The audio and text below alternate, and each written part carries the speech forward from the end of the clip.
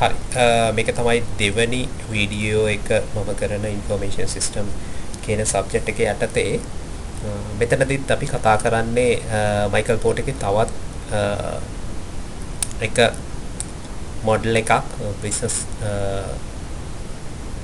Environment එකට දීලා තියෙන. එතකොට මේකේ competitive advantage එකක් earn කරගන්න කොහොමද IT use කරන්නේ කියන එක මේකෙදි mainly කතා කරනවා. ඊට අමතරව අපි organization එකක් ගත්තාම ඒ organization එකේ එහෙම නැත්නම් business එකේ එක එක වර්ගයේ activities තියෙනවා. එතන මේ activities වලට හැම activity එකකටම එකම විදිහට IT use කරන්නේ නැහැ. එහෙම නැත්නම් ඒ investment එක කරන්නේ නැහැ. ඒකේ mainly කරන investment එක කරන areas මොනවද? ඊට පස්සේ ඊළඟ stage එක මොකද්ද කියන එක ඇත්තටම කතා කරලා තියෙන හොඳ model එකක්. මේක ගත්තාම මයිකල් පෝට් මේක කොටස් දෙකකට වෙන් කරලා තියෙනවා. organization එක වෙන activities එක primary business process එකක් විදිහට මේ පෙන්නන්නේ. ඊට පස්සේ supportive business process විදිහට මෙතන පෙන්නනවා. එතන primary business process එකක් කියලා මෙතන කතා කරන්නේ organization එකේ base එක. එහෙම නැත්නම් primary activities ටික මොනවද කියලා අඳුන ගන්න. එතන මේ activities කරගෙන යන්න අවශ්‍ය support එක තමයි supportive activities වලින් වෙන්නේ. දැන් මෙතන හොඳට තේරෙනවා මේක අපි බලද්දි දැන් primary business process එක විදිහට කියලා තියෙන්නේ inbound logistics තියෙනවා, operations තියෙනවා, outbound logistics තියෙනවා, marketing and sales තියෙනවා, ඊට පස්සේ customer service තියෙනවා. එතකොට මෙතන මේ logistic කියලා වචනයක් තියෙන සමහර ඔබ ඒක දන්නවත් ඇති. මෙන්න තමයි logistic කියලා කියන්නේ transportation කියන එක තමයි. ඒ හින්දා මෙතන transportation කියලා දාගත්තට හිතාගත්තට කමක් නැහැ. එතකොට ගොඩක් ඔබට ලේසි වෙයි. මේ inbound logistics කියලා කියන්නේ අපි organization එකක් ගත්තොත් එහෙම නැත්නම් business එකක් ගත්තොත් මෙන්න මේ business එකට අපි හිතමු production එකක් කරනවා කියලා. මේ production එකට materials අවශ්‍ය වෙනවා. raw materials අවශ්‍ය වෙනවා. එතන මේ raw materials ලබා ගන්න එක තමයි අපි කියන්නේ inbound එකක් කියලා. එතකොට ඒ ලබා ගන්න transportation එක දක්වා කොටසට අපි කියනවා inbound logistics කියලා. ඊට පස්සේ මේ operation එක කියලා කියන්නේ මේ කියන main process එක. production එකක් නම් production එක තමයි මෙතනදී මේ කතා කරන්නේ. ඊට පස්සේ outbound logistics කියලා කියන්නේ මේකේ finish good එක කොහොමද customer ළඟට යනකම් deliver වෙන්නේ. අන්න ඒක තමයි අපි කතා කරන්නේ outbound logistics එක කියලා. ඊට පස්සේ sales and marketing වලදී කතා කරනවා මේක කොහොමද විකුණන්නේ සහ marketing වල කතා කරනවා කොහොමද මේක හඳුන්වලා දෙන්නේ කියන එක. ඊට පස්සේ තියෙනවා customer service කියන එක. මොකද organization එකකට customer service එක නැතුව යන්න පුළුවන් දුර ගොඩක් අඩුයි. ඒ හින්දා customer service කියන එක ගොඩක් priority එක වැඩිපුර දෙන්න ඕන process එකක්. මොකද ඒ හින්දා තමයි මේක දාලා තියෙන්නේ primary business activities වලට. ඒතර අපි දැන් දන්නවා මොනවද මේ activities කියලා. ඊට පස්සේ මෙතනෙම දීලා තියෙනවා මොනවද මේ process වලට අපිට කරන්න පුළුවන් දේවල් IT involve කරන්න නැත්නම් IT වලින් කොහොමද මේගොල්ලන්ගේ value එක වැඩි කරන්න කියන එක මෙතන යටින් දීලා තියෙනවා. inbound logistics ගත්තාම මෙතන දීලා තියෙන්නේ automated just in time warehousing කියන එක. මේක අපිට මේ විදිහට තේරුම් ගන්න පුළුවන්. ඇත්තටම production එකක් කරනවා නම් ඒ production එකට sufficient stock එකක් අපි stock කරලා තියාගන්න ඕනේ. ඒ උදාහරණයක් විදිහට raw materials අපි ගන්නවා නම් අපි උදාහරණයක් එක මේකත් කතා කරමු. අපි හිතමු tire හදන company එකක්. ඒතර tire එකක් හදන්න ඒකට අවශ්‍ය rubber raw materials විදිහට එනවා. rubber විතරක් නෙවෙයි canvas. ඊට පස්සේ ඒකේ තියෙන cables. ඒ වගේ දේවල් මේ හැම දෙයක්ම මේකට raw materials වෙනවා. එතකොට මෙන්න මේ raw materials ඕනවට වඩා අපිට ගෙනල්ලා තියාගන්න පුළුවන් කමකුත් නැහැ. ඒකට හේතුව තමයි සාමාන්‍යයෙන් rubber ගත්තාම rubber වල කාලයත් එක්ක මේ rubber භාවිතා කරන්න බැරි මට්ටමකටපත් වෙනවා. ඒතකොට ඕනම තැනකදී එහෙම. ඊළඟ කාරණාව තමයි අපි එහෙම warehouse එකක් raw material store එකක් maintain කරනවා කියලා කියන්නේම අපිට අනිත් පැත්තට ඒක ලොකු වියදමක්. දැන් මෙන්න මේ හින්දා අපිට පුළුවන් මෙන්න මේ cost එක අඩු කරගන්න කොහොමද මේ automated just in time warehousing වලින්. just in time warehousing කියලා කියන්නේ අපි warehouse එකට දාන්නේ මෙතනදී inbound logistics වලදී warehouse එකට දාන්නේ අපේ production එකට අත්‍යවශ්‍ය කෙටි කාලයකට අවශ්‍ය භාණ්ඩ ටික විතරයි. හැබැයි එතකොට අපිට risk එකක් තියෙනවා. මොකද්ද? වැරදිලාවත් අපිට අවශ්‍ය delivery එක එහෙම නැත්නම් මේ logistic එක inbound logistic එක වෙලාවට කරගන්න බැරි වුණොත් අපේ production අපිට නවත්තන්න සිද්ධ වෙනවා. ඒ හින්දා මේක automate කරන්න ඕනේ. ඒ කියන්නේ අපේ production ඉවර වෙන අපේ production වලට අවශ්‍ය raw material එක ඉවර වෙනකොටම අපේ supplier දැනගන්න ඕනේ. අපිට මෙන්න මේ මෙච්චර කාලයක් ඇතුළත නැත්නම් මෙච්චර පැය ගාණක් ඇතුළත මෙච්චර දවස් ගාණක් ඇතුළත ඒ raw material එක අපේ කම්පැනි එකට ලැබෙන්න ඕන කියන එක. මෙන්න මේ විදිහට කරගත්තොත් අපිට අනවශ්‍ය විදිහට ස්ටොක් කරගන්න අවශ්‍ය වෙන්නේ නැහැ. එතකොට ඒ ස්ටොක් කරගන්න එකෙන් අපිට වෙන waste එක එහෙම නැත්නම් අපිට ඒ සඳහා දරන්න යන cost එක අපිට එහෙම පිටින්ම reduce කරන්න පුළුවන්. අපිට මේ automated just in time warehousing කියන එක apply කරාට පස්සේ. ඊට පස්සේ operations වලදී මෙතන advice කරන්නේ නිතරම computer aided operations කරන්න කියලා. ඒ කියන්නේ computer aided manufacture කරනකොට IT technologies use කරන්න කියලා. එතකොට ඒකෙන් අපිට පුළුවන් ගොඩක් ඔය human involvement එක අයින් කරලා එතකොට ඒ වෙනුවට machineries යොදලා වැඩ කරන්න. ඒකට ඒකේ තියෙන specialty එක තමයි human involvement එක සමහරලාට accuracy එක 100% අපිට බලාපොරොත්තු වෙන්න බෑ දිගින් දිගට යනකොට. එතකොට ඒ machine එකක් වගේ නෙවෙයි මිනිස්සේ වෙහෙසටපත් වෙනවා. ඉතින් ඒ වගේ කාරණා වෙන්නේ නැහැ machines වලින්. සමහර areas තියෙනවා business operations වල එහෙම නැත්නම් production වල මිනිස්සු ඒවට යොදා ගන්න බෑ. සෞඛ්‍යයට අහිත කරයි. අන්න ඒ වගේ areas වල අපිට computers use කරලා යන්න පුළුවන්. එතකොට අන්න ඒ වගේ හින්දා අපිට ගොඩක් cost එක අඩු කරගන්න පුළුවන්. නැවතත් මේ නිෂ්පාදන වියදම තමයි අඩු වෙන්නේ. ඒ අඩු වෙනවා කියලා කියන්නේ අපිට අනිවාර්යයෙන්ම අපේ production එකේ cost එක නැත්නම් customer ට යනකොට අපේ product එකේ cost එක අඩු කරගන්න පුළුවන්. ඊළඟට මෙතන කතා කරන්නේ outbound logistics. එතකොට සාමාන්‍යයෙන් තියෙන organisation එක වෙන්න පුළුවන් දැන් ටයර් කම්පැනි එකක් ගත්තොත් ටයර් වල ඩිස්ට්‍රිබියුටර්ස්ලා ලංකාවේ හැමතැනම ඉන්නවා. ලෝකෙ හැමතැනම ඉන්නවා. ඒ ඩිස්ට්‍රිබියුටර්ස්ලා හරහා තමයි channel එක යන්නේ. එතකොට ඒගොල්ලොන්ට දෙන්න ඕනේ. ඒතර ඩිස්ට්‍රිබියුටර් එකෙන් තවත් සබ් ඩිස්ට්‍රිබියුටර් කෙනෙක් ඉන්නවා නම් එයාට යන්න ඕන. ඒතර මේ හැම අවස්ථාවකම ඒගොල්ලොන්ට profit margin එකක් add වෙන්න ඕනේ. ඒ වගේ දේවල් තියෙනවා. හැබැයි දැන් මෙතන කතා කරන්නේ outbound logistics වල IT use කරන්න කියලා කියන්නේ online point of sale කරන්න. නැත්නම් online order processing කරන්න. දැන් online point of sale කියලා කිව්වම ඇත්තටම මේක online තියෙන market එකක් අපි කතා කරනවා. ඒතර මේකෙන් online purchase කරන්න පුළුවන් අවශ්‍ය නම්. එහෙම නැත්නම් අපිට හදන්න පුළුවන් online purchase order එකක් දාන්න පුළුවන් process එකක් දාන්න පුළුවන් එකක් site එකක හරි තියන්න පුළුවන්. දැන් ගොඩක් companies වල එහෙම තියෙනවා. අපිට පුළුවන් එයාගේ website එකට ගිහිල්ලා අපිට purchase order එකක් place කරන්න අපිට අවශ්‍ය goods එක. ඒතර මේකෙදී අර එකක් තමයි අර අතරමැදිව සම්බන්ධ වෙන පිරිස් chain එකක්ම අඩු වෙනවා. ඒතර ඒකේ අපිට ලොකු profit එකක් තියෙනවා. ඒ හින්දා ඒකේ cost එක අපි දරන්න වෙන cost එක ගොඩක් අඩු කරගන්න පුළුවන්. එතකොට directly සමහරලාට customer-ටම එහෙම නැත්නම් සමහරලාට organisation එකටම මෙතනදී අපිට transportation එක කරන්න පුළුවන්කම තියෙනවා. එතකොට මෙන්න මේ වගේ කාරණාත් එක්ක අපිට outbound logistics IT එක්ක use කරන්න පුළුවන් අපිට competitive advantage එකක් earn කරගන්න. ඊළඟට කතා කරනවා marketing and sales දෙකම. එතකොට මේකේ ගත්තොත් marketing සහ sales අතර ලොකු වෙනසක් තියෙනවා. මම ඔයගොල්ලොත් එක කතා කරලා තියෙනවා මීට කලින් චුට්ටක් මතක් කරොත් marketing වල product එකක් ගැන introduction එකක් තමයි දෙන්නේ. sales වලදී තමයි ඒක විකුණන ආකාරය මිල තීරණය කර ගැනීම වගේ දේවල් කරන්නේ. ඉතින් මෙතනදී කතා කරනවා target marketing කියන එක. targeted marketing කියන එක. ඒතර මේක ඉතාම වැදගත්. මොකද අපිට marketing එකක් කරන්න හදනකොට අපිට ඕන තරම් marketing කරන්න medias තියෙනවා. ඕන තරම් medias තියෙනවා. ඕන තරම් විදිහකට අපිට කරන්න පුළුවන්. එක strategies තියෙනවා. එක technologies use කරන්න පුළුවන්කම තියෙනවා. හැබැයි අපි හැම එකකින්ම බලන්න ඕනේ අපේ target group එක cover වෙනවද? එහෙම නැත්නම් අපේ target market එකටද අපි මේ marketing campaign එක කරන්නේ. එහෙම නැත්නම් අපිට තේරුමක් නැති වෙනවා. දැන් example එකක් විදිහට හිතන්න අපි BIT ගත්තාම BIT promotion එකක් කරන එක.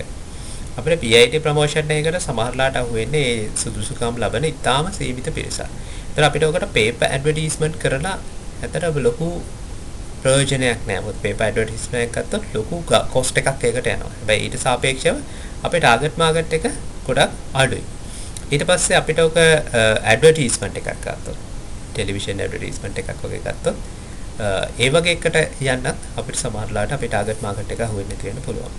හැබැයි අපිට ඉන්ඩිවිජුවලි Facebook එකකින් ෆිල්ටර් කරලා හරි ඉන්ඩිවිජුවලි අපිට ඒ ක්වොලිෆිකේෂන්ස් තියෙන ඒකට ඉන්ට්‍රස්ට් එකක් තියෙන අපේ ටාගට් මාකට් එකටම මේක මාකට් කරන්න පුළුවන් නම් ඒක වටිනවා. ඒකට ඒක කරන්න පුළුවන් IT හරහා දැනට දැන් අපි ගත්තොත් Facebook මාකටිං ගත්තොත් Instagram ගත්තොත් Facebook මාකටිං වල අපිට ෆිල්ටර් කරන්න පුළුවන් ඉන්ට්‍රස්ට් එක ඉන්න ඒරියා එක ඊට පස්සේ ඒගොල්ලෝ කරන ජොබ් එක නේ ඒ වගේ හැම දෙයක් එක්කම අපිට ෆිල්ටර් කරලා අපේ ටාගට් මාකට් එකටම මේ මෙසේජ් එක එහෙම නැත්නම් මේ අපේ මාකටිං එක ලොන්ච් කරන්න පුළුවන්කම තියෙනවා. එතකොට ඒක තමයි IT යූස් කරනවා කියලා කියන්නේ මාකටිං ඇන්ඩ් සේල්ස් වලට. එතකොට කස්ටමර් සර්විස් අපිට ඔන්ලයින් කරන්න පුළුවන් ගොඩක් ඒවා තියෙනවා. එතකොට කස්ටමර් රිලේෂන්ෂිප් මැනේජ්මන්ට් කියලා කියන තවත් ඒ වගේම කොටසක් දැන් අපි ගත්තාම ඇත්තටම ERP එකක තියෙන ෆ්‍රන්ට් එන්ඩ් එක තමයි ඔය අපි කතා කරන CRM කියන කස්ටමර් රිලේෂන්ෂිප් මැනේජ්මන්ට් එක. ඒතර ඒකට ගොඩක් IT රිලේටඩ් දේවල් කරලා තියෙනවා. ඒ කියන්නේ රෙගියුලර් කස්ටමර්ස්ලා හදලා ඒ රෙගියුලර් කස්ටමර්ස්ලාට සර්විස් එක දෙන විදිහ වෙනස් ඊට පස්සේ වොරන්ටිස් ගැරන්ටිස් හදලා ඒතර ඒව හැම දෙයකටම IT යූස් කරන්න පුළුවන්කම තියෙනවා. එතන මෙන්න මේ විදිහට IT යූස් කරලා අපිට පුළුවන්කම තියෙනවා primary business process වලට value එකක් add කරන්න. මේක තමයි value chain analysis එකේදී පොඩ කියන්නේ. ඊට supportive activities වලට මේ විදිහටම IT use කරන්න පුළුවන්. ඒක තමයි මේ දාලා තියෙන්නේ. supportive activities වල administrative and collaboration and support services. administrative collaboration and support services කියන activity එක the process එක. මෙතන තියෙන collaborative workflow intranet. මෙතන internet intranet කියන එක දෙකක් අපි කතා කරලා තියෙනවා කලින්. ඉන්ටර්නෙට් කියලා කියන්නේ ජෙනරලි අපි පාවිච්චි කරන එක ඉන්ට්‍රානෙට් එකක් කියලා කියන්නේ අතරම ඕගනයිසේෂන් එක ඇතුළේ විතරක් නෙවෙයි ඕගනයිසේෂන් එකේ හැමෝටම සප්ලයර්ස්ලාට ඊට පස්සේ කස්ටමර්ස්ලාට ඕගනයිසේෂන් එකේ අයට හැමෝටම පාවිච්චි කරන්න පුළුවන් ඉන්ටර්නෙට් එකෙම තියෙන කොටසක් ඉන්ට්‍රානෙට් කියලා පාවිච්චි කරන්නේ. එතකොට ඒක සිකියව ඒ ඕගනයිසේෂන් එකට. ඒතර මෙන්න මේක හරහා ඉන්ට්‍රානෙට් එක හරහා කොලැබරේට් වෙන්න පුළුවන්. කොලැබරේටිව් කියලා කියන්නේ මෙතන අර එකට වැඩ කරනවා කියන එක.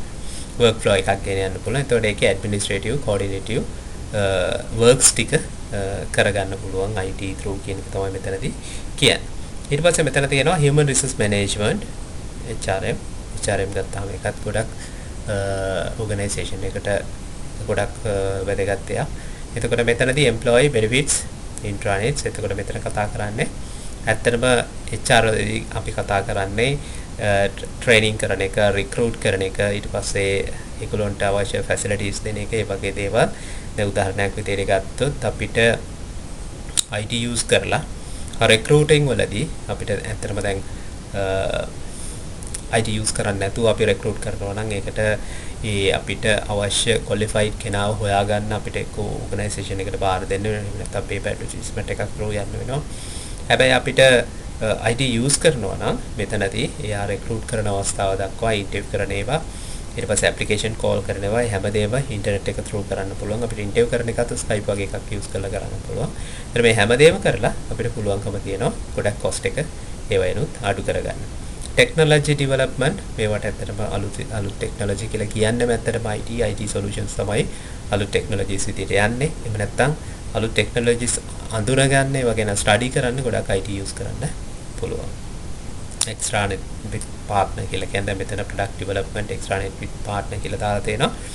මෙතනදී කතා කරන්නේ intranet එකට අමතරව එහා පැත්තට ගිහිල්ලා වෙනත් organizations එක්ක සම්බන්ධ වෙලා partnersලා එක්ක සම්බන්ධ වෙලා ඒගොල්ලෝ කරන විදිහට නැත්නම් ඒගොල්ලන්ගෙන් අවශ්‍ය දේවල් අරගෙන ටෙක්නොලොජි ඩෙවලොප් කරන්න පුළුවන් ඕගනයිසේෂන් එක ඇතුලේ. ඒකටත් IT යූස් කරන්න පුළුවන්කම තියෙනවා. ඊට පස්සේ මෙතන දෙනවා procurement of resources කියලා. ඊට පස්සේ මේ procurement කියලා කියන්නේ මිලදී ගැනීම කියන එක. purchasing කියන එකටම තියෙන තවත් වචනයක් තමයි procurement කියලා කියන්නේ. ඒතර procurement ගත්තාම ඒකත් අපිට IT related විදිහට කරන්න පුළුවන්. මෙතන තියෙනවා e-commerce web portals for suppliers ලාගේ තියෙන. එතකොට දැන් සාමාන්‍යයෙන් procurement එකක් කරන්න ගියාම තියෙන procedure එකක් තමයි අපි දන්නා quotation call කරනවා. market product එකකට වගේ නම් quotations call කරනවා. ඒතර quotations call කරලා quotations තියෙනවා දැන් 3ක් හරි 5ක් හරි ඒ වගේ ප්‍රමාණයක් තියෙනවා. ඒක අපි අරගෙන බලන්න ඕන. හැබැයි දැන් අපි එතනදී බලන්නේ හොඳම ප්‍රයිස් එක දෙන සප්ලයර් කවුද කියලා. හැබැයි අපිට මෙතනදී IT යූස් කරනවා නම් කරන්න පුළුවන් ඒ සප්ලයර්ගේ වෙබ් එකට ගිහිල්ලා ඒ වෙබ්ස් වලින් බලන්න පුළුවන් වෙබ් පෝර්ටල් වලින් අපිට මේ දේ කරන්න පුළුවන්කම තියෙන ඊටාම ලේසියෙන් ඊටාම අඩු කාලයක් තුළදී. ඊට මේ වගේ දේවල් හින්දා අපිට ඕවරෝල් කොස්ට් එක මේ ප්‍රොඩක්ට් එකකට යන අඩු කරන්න පුළුවන්කම තියෙනවා. මෙන්න මේක යූස් කරන්න කියන එක තමයි පෝට මෙතන මේ තියරි එකේදී කියන්නේ. එතකොට මේකේ ඔයගොල්ලෝ questions level එකට එනකොට ඔයගොල්ලෝ දැනගන්න ඕනේ දේවල් තමයි එකක් තමයි primary process කියන්නේ මොනවද? ඒ primary process පහ හරියට දැනගෙන ඉන්න ඕනේ. inbound logistics, operations, outbound logistics, marketing and sales, customer service කියන එක. මොකද හේතුව මේකේ ඔයගොල්ලන්ට supportive process කියලා මේ primary process එකත් දාලා question එකක් අහන්න පුළුවන්. ඕකෙම අනිත් පැත්ත වෙන්නත් පුළුවන්. primary process එකට supportive process එකක් දාලා අහන්නත් පුළුවන්. ඒ වගේ තමයි ප්‍රශ්න හැදෙන්නේ. ඒතර මූලික වශයෙන් ඔයගොල්ලෝ දැනගෙන ඉන්න ඕනේ, මතක තියාගන්න ඕන මෙන්න මේ primary business activities එහෙම නැත්නම් process මොනවද? supportive process මොනවද? ඒතර primary process වලට මොකක්ද දෙන්න පුළුවන් solution එක IT වලින් ඔන්න ඔය frame එක ඇතුලේ තමයි ඔයගොල්ලන්ගේ exam එකට questions ඇහෙනවා නම් ඇහෙන්නේ. right. අපි මෙතනින් ඉස්සරහට move වෙමු.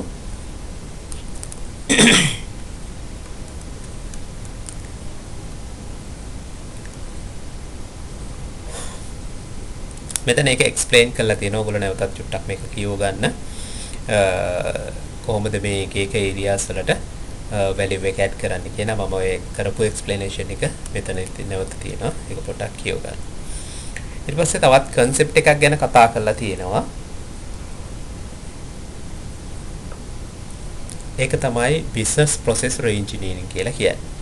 එතන business process reengineering කියලා කියන එකේදී වෙන්නේ business එකේ යන process එක සාමාන්‍යයෙන් අපි strategic plan එකක් කියලා ඕනම business එකකට හදනවා, organization එකකට හදනවා. මේ strategic plan එක ඇතුලේ organization එක තව අවුරුදු 5කින් නැත්නම් තව අවුරුදු 10කින් ඉන්න ඕන කොතනද කියන එක තීරණය කරනවා. right? ඒගොල්ලෝගේ target එක, goals, targets තීරණය කරනවා. ඊට පස්සේ ඒකට plan එකක් හදාගෙන තමයි organization එකක් run වෙන්නේ. ඒක තමයි සාමාන්‍යයෙන් වෙන දේ. එතකොට මෙතනදී අපිට organization එකක් develop කරන්න පුළුවන් ක්‍රම දෙකක් තියෙනවා. එකක් තමයි තියෙන process එක අපිට develop කරන්න පුළුවන්. එහෙම නැත්නම් brand new process එකක් මේකට apply කරන්න පුළුවන්. ඉතින් මේ brand new process එකක් කිව්වම එකවරම එක අදහසක් ඔලුවට එන එකක් නැහැ. මම පොඩි example එකක් දෙන්නම් ලංකාවේ වෙච්ච දෙයක්. ඔයගොල්ලෝ දන්නවා නම් ඔය සතොස කියන ආයතනය. සතොස කියන ආයතනය ඉස්සලාම ordinary shop එකක්. ඒ කියන්නේ සාමාන්‍යයෙන් ඒකේ සිල්ලර වෙළඳාම කරන විදිහට මුදලාලි කෙනෙක් හිටියා. එයා තමයි එළියට බඩු දුන්නේ. එතකොට මේ සතොස හරහා තමයි ගොඩක් මිනිස්සු ග්‍රාමීය මට්ටමේ සහ ඒ මිනිස්සු බඩු ගන්න පෙළඹිලා හිටියේ සතොස හරහා. හැබැයි මේ සතොස මේ විදිහට ක්‍රියාත්මක වෙනකොට ordinary shop මේ විදිහට ක්‍රියාත්මක වෙනකොට සුපර් මාකට් ඉන්ට්‍රොඩියුස් වුණා ලංකාවේ. කීල්ස් ඊට පස්සේ කාගේල්ස් වගේ සුපර් මාකට්ස් ඉන්ට්‍රොඩියුස් වෙන්න පටන් ගත්තා. එතකොට මේ ඉන්ට්‍රොඩියුස් වෙනවත් එක්කම මොකද උනේ? අර ඕඩිනරි ෂොප් වලින් බඩු ගත්ත මිනිස්සු සුපර් මාකට්ස් වලට යන්න පටන් ගත්තා. ඒකට හේතුව තමයි තමන්ට කැමති බඩුව තෝරලා ගන්න පුළුවන්. ඒ වගේ ලොකු රස්ති අදුවක් නැහැ. ඒ වගේ තිබුණ බැලන්ස් එකක් තිබුණා. ඉතින් ඒ හින්දා සුපර් මාකට්ස් වලට චේන්ජ් වෙන්න ගත්තා. සුපර් මාකට්ස් ඇති වෙන්න ගත්තා. එතකොට මෙන්න මේ සතොස කියන එක කෙලිම කෝප් සිටි කියලා සුපර් මාකට් එකක් විදිහටම එළියට ආවා. ඒතර එතනදී උනේ අර ඕඩිනරි ෂොප් එක ඩෙවලොප් කළා නෙවෙයි. ඒකට ටෙක්නොලොජි ඇප්ලයි කළා නෙවෙයි. ඒක වෙනම process එකක් විදිහට change වුණා. එතකොට සතොස කියලා ඒ කියන්නේ කෝප් සිටි කියලා අලුත් සුපර් මාකට් එකක් තමයි එළියට ආවේ. හැබැයි ඕගනයිසේෂන් එක දෙකේම එකයි. මෙන්න මේ වගේ rapid change එකක්, radical change එකක් තමයි අපි කියන්නේ business process reengineering කියලා. It's a fundamental thinking of radical redesign of business process කියන තමයි මේ business process reengineering කියලා කියන්නේ. ඒතකොට ඔය example එක මතක තියාගන්න හොතට. එතකොට මේකෙදී අපිට මොනවා හරි දෙයක් අහලා තියෙනවා නම් business process එකේ කෙලින්ම මේකේ තියෙනවා දේවල් ටිකක් දීලා ඒ තමයි දැන් අපි මෙතන බැලුවොත් මෙතන දීලා තියෙනවා business improvement එකක්. ඒ කියන්නේ තියෙන business එකක් improve කරන්නේ කොහොමද? එහෙම නැත්නම් business process reengineering එකේදී වෙන්නේ මොකක්ද කියලා. ඉතින් ඔයගොල්ලෝ මතක තියාගන්න ඕන මෙන්න මේ තියෙන categories වලට අනුව කොහොමද මේ දෙක වෙනස් වෙන්නේ කියලා. දැන් මේකේ main තියෙන මෙන්න මේ categories වලින් කොහොමද වෙනස් වෙන්නේ කියන එක අහන්න පුළුවන්. දැන් මම ඊය වීඩියෝ එකේදීත් කිව්වා මේ වීඩියෝ එකේදී කියනවා IS කියන subject එක කෙලින්ම මේ theories වලින් අහන්නේ. මේ තියෙන තැන් වලින් මේ විදිහටම යහන්නේ. ඒ හින්දා ඔයගොල්ලන්ට මේ subject එක අමාරු වෙන්නේ නැහැ. හැබැයි මේක හරියට බලාගෙන යන්න ඕනේ. දැන් උදාහරණයක් විදිහට ගත්තොත් මෙතන තියෙනවා level of change. change වෙන level එක. මේක radical change එකක්. ඒ කියන්නේ තියෙන එකක් improve වෙන එහෙම එකක් නෙවෙයි අලුත්ම විදිහට තමයි මේක change වෙන්නේ. මෙතන තියෙනවා process of change. එතකොට මේකෙදී අපි කතා කරනවා business improvement එකේදී improved new version of process එකේ අලුත් version එකක් එන්නේ. තියෙන process එකම තමයි improve වෙන්නේ. හැබැයි මේකෙදී අලුත්ම process එකක් හඳුන්වලා දැන් උදාහරණයක් විදිහට POS system එකක් point of sale. එහෙම නැත්නම් Coop City එකට ගියාම එතන තියෙන්නේ එතනදී අර barcode readers පාවිච්චි කරලා ඊට පස්සේ එතනින් bill එකක් create කරන්න දීලා ඒ වගේ දෙයක් වෙන්නේ. එතකොට ඒක brand new process එකක්. ඒක කවදාකවත් ordinary shop එකක තිබ්බ එකක් නෙවෙයි. අනිත් එක customer ට ගිහිල්ලා පුළුවන් Tamanට අවශ්‍ය good එක select කරලා ගන්න. එතකොට ඒක brand new process එකක්. ඒ වගේ process එකක්. දැන් එතකොට අපිට පුළුවන්කම තියෙනවා ඒ වගේම ordinary shop එකකුත් develop කරන්න. කියන්නේ technology වැඩි කරන්න නේද? ඒකේ අර පෙනුම වැඩි කරන්න, ඒ වගේ දේවල් කරන්න පුළුවන්. හැබැයි ඒ වගේ නෙමෙයි business process reengineering කිව්වොත් ඒ process එකම සම්පූර්ණ වෙනස් වෙනවා කියන එක තමයි මෙතනදී අදහස වෙන්නේ. starting point තර මේක starting point එක existing process එකකින් වෙන්න පුළුවන්. ඒ කියන්නේ දැනට තියෙන process එකක් improve කරන්න පටන් ගන්න පුළුවන්. හැබැයි මේකේ starting point එක ගන්නේ clean slate එකක්. ඒ කියන්නේ අපි ගත්තොත් අලුත්ම process එකක් තමයි start කරගෙන යන්නේ. clean slate එකකින් ඉඳලා පටන් ගන්න. ඊට පස්සේ මෙතන තියෙනවා frequent එක කොහොමද one time or continuous. මෙතන තියෙනවා period one time change එක. right? periodic ඒ කියන්නේ time එකට එක සැරේ වෙනස් වෙන්නේ. ඒතර මේක improvement එක වරින් වර වෙනස් වෙන්න පුළුවන්. ඒතර මේකේ තියෙන required time එක short. ඒක සාමාන්‍යයෙන් අපිට improvement එක කරලා ඉවරයි. හැබැයි මේක long. මොකද මේකේ process එක සම්පූර්ණව වෙනස් වෙන හින්දා. ඊට පස්සේ මෙතන තියෙනවා broad cross function එක. එතකොට broad එක ගොඩක් function එක අපි ගත්තොත් ඒක huge කියලා අපිට කියන්න පුළුවන්. ඊට පස්සේ මේකේ තියෙනවා මෙන්න මේක ගොඩක් වැදගත් දෙයක් මේ participation එක. කොහොමද මේක participate වෙන්නේ? එහෙම නැත්නම් organization එකේ තියෙන crew එක කොහොමද මේකට participate වෙන්නේ කියලා. දැන් improvement එකද ඒක bottom up විදිහට එන්නේ. ඒ කියන්නේ ground level එකේ ඉන්න workers ලාගේ ඉඳලා තමයි ඒක improve උඩට යන්නේ. හැබැයි business process reengineering වල මේක වෙනස් වෙනවා. මේක top down විදිහට එන්නේ. ඒ කියන්නේ management එක මේ decision එක අරගෙන management එක තමයි සම්පූර්ණ වෙනස් කරන්න ඉස්සලා පටන් ගන්න. මේකට අදාළව තමයි පහළ තියෙන ඒ hierarchy එකේ පහළ තියෙන levels හදන්නේ. ඒතර මේක top down approach එකක් විදිහට තමයි අපිට හඳුන්වන්න තියෙන්නේ. ඒතර මෙතන තියෙනවා ඊළඟට ගොඩක් වැදගත් වෙන දේ තමයි risk එක. ඒතර risk එකක් ගත්තාම improvement වලදී ඇත්තටම risk එක අපිට moderate කියන්න පුළුවන්. ඒ කියන්නේ risk එකක් වැඩි එන්නේ නැහැ. මොකද හේතුව අපි තියෙන process එකක් තමයි improve වෙන්නේ. ඒතර improve නැත්නම් අපිට process එකේ තිබ්බ තත්ත්වයට ආයෙ එන්නත් පුළුවන්කමක් තියෙනවා. හැබැයි business process reengineering එක වැඩේ හරියන්නේ නැත්නම් ඒක worst case එක ගොඩක් worst. ඒකයි මේකේ දාලා තියෙන්නේ risk එක very high. ඒ කියන්නේ process එක සම්පූර්ණ වෙනස් කරලා ඉන්න radical change එකක් කරන්නේ. ඒ වෙලාවේදී business එක ඇත්තටම වැරදුනොත් අපිට ඒක undo කරගන්න පුළුවන් මට්ටමක නෙවෙයි තියෙන්නේ. එතකොට මෙන්න මේ වගේ ඔයගොල්ලෝ දැනගෙන ඉන්න ඕනේ ඇත්තටම කොහොමද වෙන්නේ කියලා business improvement එක සහ business process reengineering එකේ වෙනස දැනගෙන ඉන්න ඕනේ. ඊට පස්සේ මේකේ business process reengineering කියලා මොකක්ද කියන එකේ definition එකක් වගේ දැනගෙන හිටියොත් හොඳයි. ওই ටික තමයි අපිට question level එකේදී වැදගත් වෙන්නේ. ඊට පස්සේ මෙතන තියෙනවා carriers in information systems. මේක මම කතා කරලා තියෙනවා කලින්. මේකට මම time එක waste කරන්නේ නැහැ. චුට්ටක් බලා ගන්න. මේකෙත් ඔයගොල්ලන්ට දෙන්නේ එක එක carriers දෙනවා. organization එකේ තියෙන එක එක levels දෙනවා. එහෙම නැත්නම් එක එක අපි කියවත occupations දෙනවා. ඒක business එකේ ඔයගොල්ලන්ට තියෙන්නේ මෙතන මේකේ information systems වලට අදාළ carrier එකක්ද නැද්ද කියන එක තෝරා ගැනීම වගේ ප්‍රශ්නයක් තියෙනවා. එහෙනම් මේක ටිකක් ඒ ප්‍රශ්න උත් අපිට නිකන් ජෙනරල් නොලෙජ් එකකින් වගේ ආන්සර් එකක් දෙන්න පුළුවන් තරම් තියෙන්නේ. ඒත් මම ඒ ගැන කතා කරන්නේ නැහැ. මෙතන තියෙනවා ඇක්ටිවිටි සෙට් එකක් කරන්න. එතකොට මේ ඇක්ටිවිටීස් ගොඩක් වටිනවා. මම වැදගත් වෙනවා. මම ගිය වීඩියෝ එකෙත් කතා කළා වගේ. මොකද මේක අලුත් පේපර් එකක් එන්නේ. එතකොට මේ අලුත් පේපර් එකට එන්න පුළුවන් જાතියේ තියෙන questions තමයි මේ ඇක්ටිවිටීස් වලින් එන්නේ. සමහර ලාට මේක 1 to 1 එන්නත් පුළුවන්කම තියෙනවා. ඒ හින්දා මේ ඇක්ටිවිටීස් හැම එකක්ම කරන්න. දැන් මම මේකේ අර nature එක පොඩ්ඩක් පෙන්නන්නම් ඔයගොල්ලන්ට. මේ තියෙන theory එක ඒ විදිහටම අනිත් පැත්තට ඇක්ටිවිටීස් වල තියෙනවායි කියන එක. දැන් මෙතන question number 1. මෙතන තියෙනවා මේකේ කරන්න තියෙන්නේ මේ appropriate words වලින් මේ තියෙන blanks ඔක්කොම fill කරන්න තියෙන්නේ. ඒකේ තියෙනවා පළවෙනියට තියෙන අපි appropriate words ගත්තොත් මේකේ තියෙනවා innovation, Porter's 5 forces, growth, මේවා strategies, strategy කියලා එකක් තියෙනවා, IT appliances, IT applications, ඊට පස්සේ enterprise information කියන එක තියෙනවා, existing කියලා තියෙනවා. දැන් මෙතන ගත්තොත් මේ දෙකේ හැටියට strategies කියන වචනේ ඊට පස්සේ existing කියන එක මෙන්න මේ වගේ දේවල් සාමාන්‍ය questions වලට දාන්නේ නැහැ. මොකද ඒක දැම්මයි කියලා meaning එකේ ලොකු වෙනසක් වෙන්නේ නැහැ. ඒ හින්දා අපිට මේ වගේ දේවල් මෙතනදිම මිස් කරන්නත් පුළුවන්. ඒ අරෙන් අපිට theory එකේ මේ විදිහටම මේ දේවල් තියෙනවා. මේකේ තියෙනවා are considered the basic foundation for understanding business strategy. business strategy එකක් understand කරන්න තියෙන basic foundation එක. ඒතකොට මේක අපිට business strategies ගැන අපි කතා කළේ පොටගේ theories දෙකක් ඇතුලේ.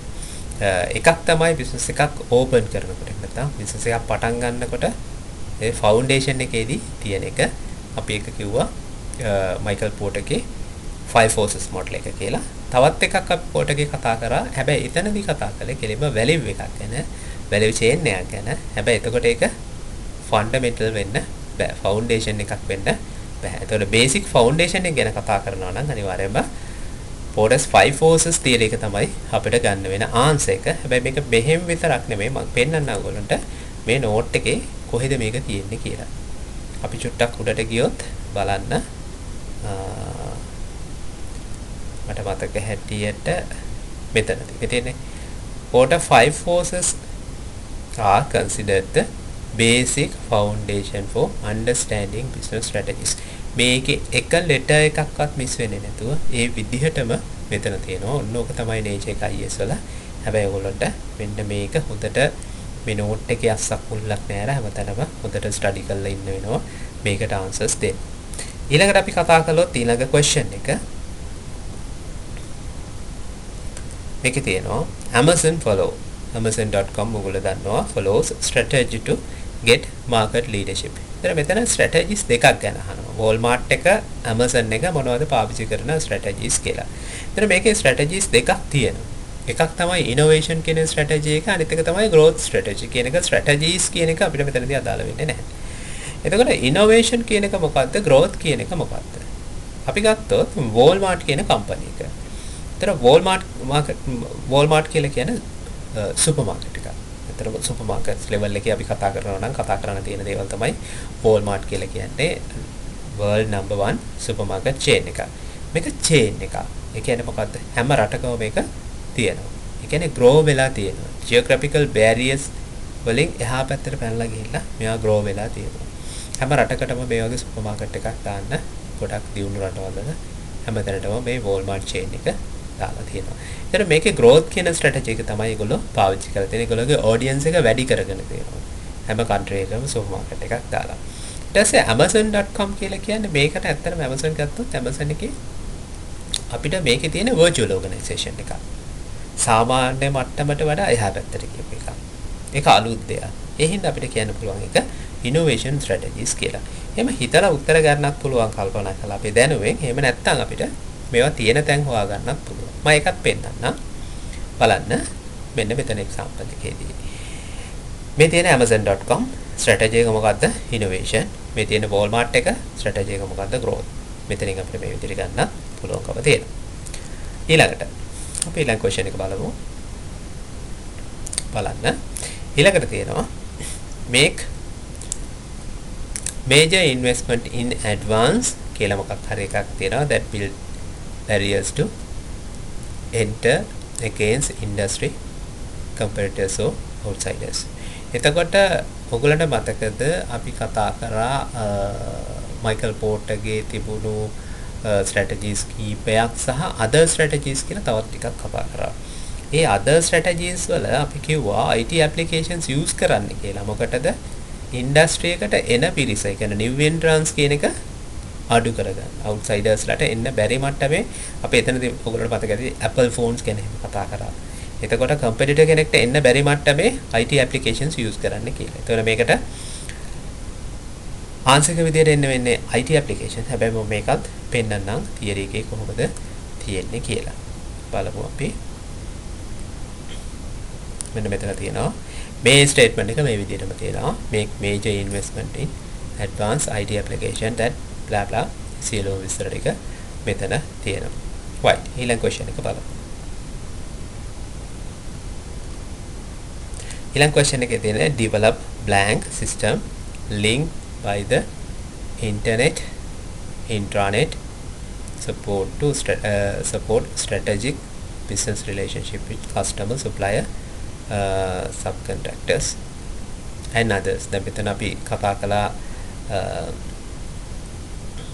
innovation portals 5 forces growth ඊට පස්සේ IT applications කතා කරලා ඊට පස්සේ තියෙන මෙතන enterprise information system ගැන කතා කරලා නැහැ. අතර මෙතනදී කතා කරන්නේ මෙන්න මේ සිස්ටම් එක ගැන තමයි. මොකද මෙතන කතා කරනවා internet and extranet.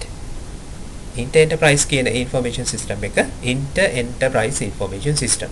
ඒතර මේක අපි කතා කරේ මෙන්න මේ internet extranet support කරගෙන strategy එක හදාගෙන එතකොට ඒක හරහා customer supplier subcontractors ලා සම්බන්ධ කරගන්න විදිහ. එතකොට මේකත් අපිට ඕනනම් බලන්න පුළුවන්. මේකත් note එකේ තියෙන තැන මම පෙන්නන්නම්. මේකත් අද strategies යටතේ තිබුණ මට මතක විදිහට. මේ තියෙන්නේ develop enterprise information system linked by the internet extranet something මේ තියෙන්නේ. ඒ උත්තර ටික තියෙනවා. ඒතර මේ විදිහට ඔයගොල්ලෝ මේ activities කරන්න අනිවාර්යයෙන්ම මේ note එකේ ඒකට අවශ්‍ය උත්තර ටික තියෙනවා. එහෙනම් මේක බොහොම ලේසි. හැබැයි බොහොම ලේසි වෙන්නේ මේක ඔයගොල්ලෝට සම්පූර්ණ කොටසම මතක තියෙනවා නම් විතරයි. හරි. එතකොට මේ වීඩියෝ එක මම මෙතනින් නතර කරනවා. මේ විදිහට මම අනිත් වීඩියෝස් ටිකත් අප්ලෝඩ් කරලා තියන්නම්. නිවාඩු තිබුණාට කමක් නැහැ. ඔයගොල්ලෝ මේ වීඩියෝස් ෆලෝ කරන්න. ඊට පස්සේ මොනවා හරි questions තියෙනවා මගේ නම්බර් එක දීලා ඇති. message එකක් හරි. එහෙම නැත්නම් group එකට හරි messages දාන්න. මම දැක්කා අනිත් ඒවායෙත් එහෙම වීඩියෝස් දාලා තියෙනවා. එතන මේක ස්ටඩි කරන්න. එතකොට ඔයගොල්ලෝ දැක්කනම් වෙබ් එකට ගිහිල්ලා බලන්න. ඔන්න ඉතිරි lessons වලත් ඔයගොල්ලන්ට දාලා තියෙනවා. VLE එක